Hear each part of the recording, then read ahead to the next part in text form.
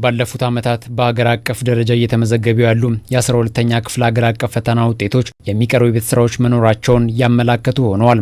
ጉዳዩ የሚመለከታቸውና በዘርፉ የገጠሙ ችግሮችን መለየት ላይ ሲሰሩ የቆዩት የክልል ትምህርት ቢሮ ኃላፊዎችም ትኩረት የሚሹና የባለድርሻ አካላትን ትብብር የሚጠይቁ ስራዎች መኖራቸውን ተመልክተናል ብሏል። ባለፉት ዓመታት 12ኛ ክፍል የመልቀቂያ ፈተና ላይ የተመዘገቡ ዝቅተኛ ውጤቶች በዘንድሮ ዓመት እንዳይደገሙ ቅድመ ዝግጅት ላይ መሆናቸውንም ተናግሯል። መጀመሪያ ዓመት ከተሰጠው ፈተና የሁለተኛው ዓመት ይሻላል፣ ከሁለተኛ የሶስተኛው ይሻላል። አሁንም ይሄን ነገር አንደርስታንድ ካረግን በኋላ አንደኛ ለምሳሌ እርምጃዎች ተወስደዋል። ለምሳሌ ሰከንደሪ ስኩል መጽሐፍ ለማዳረስ ተችሏል። ቱቶሪያሎች በብዛት እየተሰጡ ነው። ተማሪዎች ደግሞ የፈተና ላይ መደናገጥ እንዳይመጡ ተማሪዎችን የማጠናከር በመንፈስ የማጠናከር ድጋፍ የማድረግ ነገሮች እርምጃዎች እየተወሰዱ ነው።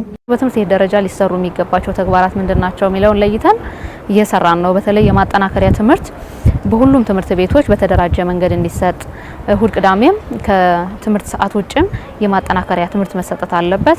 አሁን በአብዛኛዎቹ ትምህርት ቤቶቻችን እየተሰጠ ያለበት ሁኔታ ነው ያለው። ወደ 278 የሚሆኑ ትምህርት ቤቶች የሁለተኛ ደረጃ ትምህርት ቤቱ ነው የሚያስፈትኑ ትምህርት ቤቶች አሁን እየሰጡ ያለ እንደሆነ እያየን ነው። ጠንካራና ደካማ ጎኖቹን በመለየት ብሎም ካለፉት ዓመታት ተሞክሮዎችን በመውሰድ ማሻሻያዎች እየተደረጉ መሆኑን የሚያነሱት ኃላፊዎቹ አበረታች ስራዎች መከናወናቸውን ጠቁመዋል።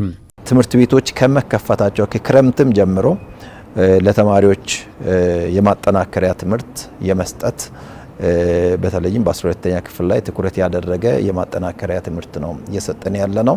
ትምህርት ቤቶች ሲከፈቱ ደግሞ በተለየ መልኩ በዘመቻ መልክ ነው እየሰራን ያለ ነው። የትምህርት ቤቶችንና የተማሪዎችን ውጤት የማሻሻል ዘመቻ በሚል የቢሮ ባለሙያዎችን በሙሉ ወረዳ አሰማርተን ሁሉም የሚሳተፍበትን አይነት ስራ ነው እየሰራን ያለ ነው። ተማሪዎች በትኩረት ስለ ፈተናቸው እንዲያስቡ፣ እንዲጥሩ፣ እንዲለፉ ማድረግ ያስፈልጋል። ድጋፍ በሚያስፈልገው ልክ እቅድ ወጥቶ እየተሰራ ነው ያለው። ቤተ መጻሕፍት አጠቃቀምን የማሻሻል ጉዳይ ልዩ ትኩረት ሰጠን እየሰራን ነው ያለ ነው። ባለፈው ዓመትም ጀምረ ነው ውጤታማ ነበር። በዚህ ዓመትም የአዳር ጥናት ፕሮግራምን ለማስፋት እየሰራን ነው ያለ ነው። አሁን የጀመሩ ትምህርት ቤቶች አሉ። በቀጣይም ወደዛ የሚገቡ በርካታ ትምህርት ቤቶች አሉና በአጠቃላይ የ12ኛ ክፍል ተማሪዎች የማብቃት ጉዳይ እንደ ትልቅ ጉዳይ ተወስዶ እየተሰራ ነው። ባዳሪ ትምህርት ቤቶች ሲመዘገቡ የነበሩ ውጤቶችን ለማሳደግና በሌሎችም ላይ ተግባራዊ እንዲሆኑ ለማድረግ የማስፋፊያ ስራዎች ሲከናወን መቆየቱን ሌላው የሚነሳ ጉዳይ ነው።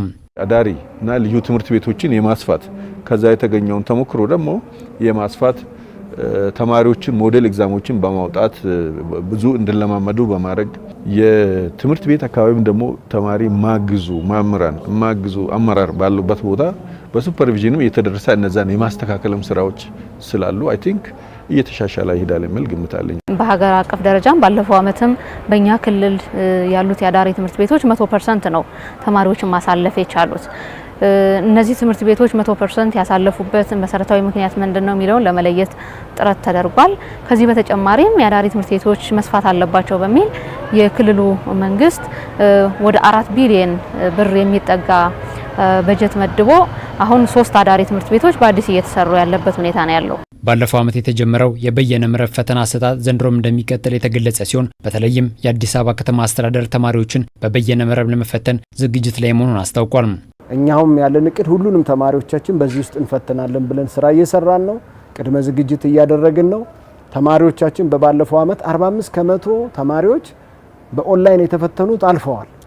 ስለዚህ ሰላማዊ ነው፣ ምቹ ነው፣ ለውጤትም ጥሩ ነው ማለት ነው። ተማሪዎች አዋኪ ከሚባሉ ድርጊቶች ከውዥንብር ነፃ ሆነው መፈተን የሚችሉበት የፈተና አውድ የበይነ መረብ ፈተናው ነው የሚል ግምገማ አለን። ሁሉንም በዚህ ውስጥ መፈተን እንፈልጋለን። ተማሪዎቻችን አሁን ከወዲሁ ጀምረው ቅድመ ዝግጅት እንዲያደርጉና በበይነ መረብ ለመፈተን ሁሉም ዝግጁ እንዲሆኑ በዚሁ አጋጣሚ ጥሬን ማስተላለፍ እወዳለሁ። በዚህ ረገድ በክልሎች ክትትል የማድረግና መሻሻሎች እንዲታዩ በአገር አቀፍ ደረጃ እየተሰራ መሆኑን የትምህርት ሚኒስትሩም ፕሮፌሰር ብርሃኑ ነጋ ያነሳሉ። ምንም ያላሳለፉ ትምህርት ቤቶችን በትምህርት ሚኒስቴርም ደረጃ በክልሎችም ደረጃ ታርጌት አድርገን ኢንተርቬንሽኖች ተጀምረዋል። እነሱን እንዴት እናሻሽላቸው፣ የመምህራኑን ሁኔታ እንዴት አድርገን በተለየ የማበልጸግ ስርዓት መምህራኑን የማበልጸግ ስራ እንዴት እንስራ፣ ምንም የማያሳልፉትን ትምህርት ቤቶች ኮምፕሬሄንሲቭ የሆነ ሙሉ ሁሉንም ጉዳይ የተመለከተ ኢንተርቬንሽን ያስፈልጋል ብለን አሁን አይደንቲፋይ ያደረግን ነው ወደ 700 የዚህ አይነት ትምህርት ቤቶች። ይሄ ያውም ባንድ ፕሮጀክት ነው። አሁን ሌሎች ፕሮጀክት እየፈለግን ነው።